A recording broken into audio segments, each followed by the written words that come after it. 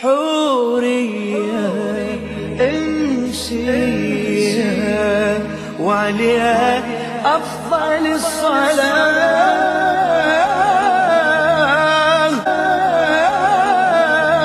بمناسبة أيام الولادة مولاتنا ومقتضاتنا فاطمة الزهراء سلام الله عليها، واحد حديث إن شاء الله من لسان أئمة الأطهار عليه السلام لبيان عظمتها وإن شاء الله برشة مجلس. أما السؤال الأول، لماذا سميت فاطمة فاطمة؟ هذا السؤال مهم جدا خاصة لشيعة مولانا أمير المؤمنين. وهذا الحديث من أئمة الأطهار عليهم السلام. إنما سميت فاطمة فاطمة لأنها فتم شيعتها من النار. هذا الأول. مرة أخرى، إنما سميت فاطمة فاطمة لأنها شيعتها فتم من النار. هذا الأول. الثاني، إنما سميت فاطمة فاطمة لأن الخلق فتم عن معرفتها. وهذا الأحاديث يكفي لبيان عظمتها ومقامها. والحديث الأخرى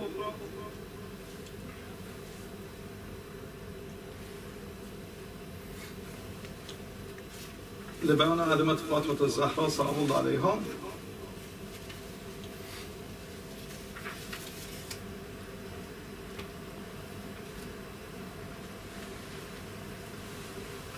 لما سميت فاطمة فاطمة؟ هذا من أئمة الأطهار عليهم السلام. قلت فرقا بينه وبين الأسماء. قال إن ذلك لمن الأسماء ولكن الاسم الذي سميت به إن الله تبارك وتعالى علم ما كان قبل كونه، فعلم أن رسول الله يتزوج في الأحياء وأنهم يطعمون في وراثه، هذا الأمر فيهم من قبله. فلما ولدت فاطمة سماها الله تبارك وتعالى فاطمة لما أخرج منها وجل في بلدها فقتهم عما طمعوا، فبهذا سميت فاطمة لأنها فتمت طمعهم، ومعنى فتمت قتلت. والحديث الأخرى لفاطمة الزهراء سلام الله عليها 9 أسماء عند الله عز وجل، يعني هذا الأسامي أسامي الخاص من الله عز وجل. فاطمة والصديقة والمباركة والطاهرة والزكية والرازية والمرزية والمحدثة والزهراء. ثم قال: أتدري أي شيء تفسير فاطمة سلام الله عليها؟ قلت: أخبرني يا سيدي. قال: فتمت من الشر.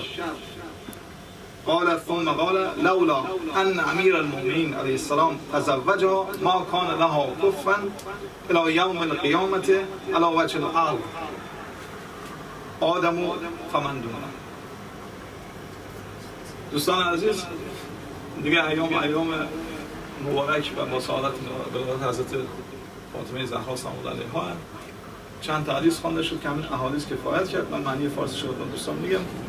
سوالیه که چرا حضرت فاطمه نامگذاری شده. اولا قبلا خدمت شما گفتیم که اسم 14 نور مقدس یعنی 14 معصوم رو کی انتخاب کرده؟ خود خدا انتخاب کرده. یعنی پدراشون انتخاب نکرده، مادراشون. ما و شما رو پدر مادرمون یا پدر کلام مادر کلام انتخاب میکنن، ولی 14 معصوم مستقیما اسمشون خدا گذاشته. بعد چرا اسم حضرت فاطمه شده؟ به چه علت؟ چند علت براش گفتن از زمان معصوم. یکیش اینه که خیلی قشنگ شما بدونید، کسی که حضرت فاطمه سلام الله علیها رو دوست داره جهنم نمیره. یعنی وعده خدایه که هر کس فاطمه زهرا سلام الله دوست داره، عاشقش، محبش، ایشون در جهنم نخواهد رفت. و برعکس هر کس که خدای نکرده دور از جمع و شما از دشمنان حضرت فاطمه سلام الله علیها باشه، ایشون روی بهشت نمیره. هر کس باشه در جهنم.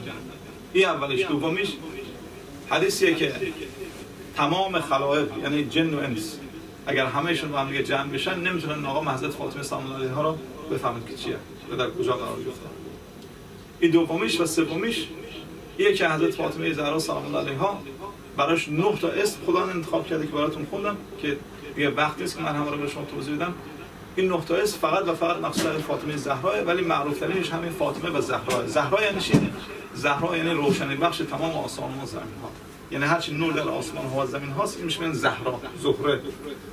این بخاطر حضرت فاطمه زهرا زهرا نامگذاری شده، یعنی هیچ نوری از نور وجود عظمتشون دیگه بالاتر نیست.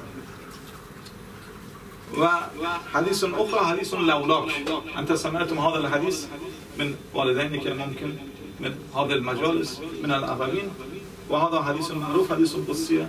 حبیبی یا احمد، بسم الله الرحمن الرحیم، حبیبی یا احمد لولاک لما خلقت الافلاک، هذا الاول في مرحله الاولى، والثاني ولولا علی لما خلقتك. یعنی الاول حبیبی احمد مولانا و مقتدانا حضرت رسول الله صلی الله علیه وسلم، حبیبی احمد لولاک لما خلقت الافلاک، هذا الاول.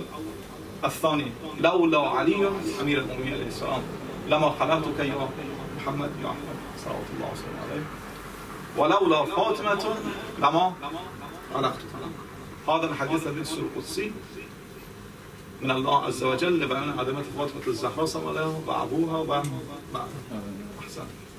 دوستان یه حدیث آخریم که حدیث لولاکه که 100% شما شنیدید بارها، که خدا خودش فرموده ای پیامبر فرموده ای پیامبر اگر که شما نبودی، یعنی اگر شما رو خلق نمی‌کردن زمین و زمان و دنیا آخرت رو خلق نمی‌کردن، یعنی این دنیا و زمین و آسمان هر چی خدا خلق کرده به خاطر حضرت محمد صلی الله علیه و سلم، حضرت رسول الله خاتم النبیین. و اگر مولا امیرالمومنین علیه السلام رو خلق نمی‌کردم شما رو هم خلق نمی‌کردم، و اگر حضرت فاطمه سلام الله علیها رو خلق نمی‌کردم شما دو تا رو هم خلق نمی‌کردم. نه اینکه مقام حضرت فاطمه سلام الله از مقام پیامبر بالاتر نه، شما نشین مادر، اولیش در دنیا و آخر حضرت پیامبر خداست، آخرین پیامبر صلی الله علیه و سلم، بعدش آقا امیرالمومنین علیه السلام، بعدش حضرت فاطمه زهرا سلام الله علیها. ولی خدا هم فهمیده که همه شما باید خلق می‌شدید، یعنی نباید فقط پیامبر خدا و امیرالمومنین، نه حضرت فاطمه زهرا باید چه باید می‌بود 100%. اینم از جمله مقام ها و در واقع ارزش های معنوی حضرت فاطمه زهرا سلام الله علیها است که خدا برای اینا چقدر جایگاه عظیمی رو در نظر گرفته، و ان شاء الله خدا در دنیا آخرت همه ما و شما را از دعا و عنایت حضرت فاطمه زهرا سلام الله علیها ان شاء الله چه مستفیض کنه به برکت یک صلوات بر محمد. اللهم صل علی محمد و آل محمد.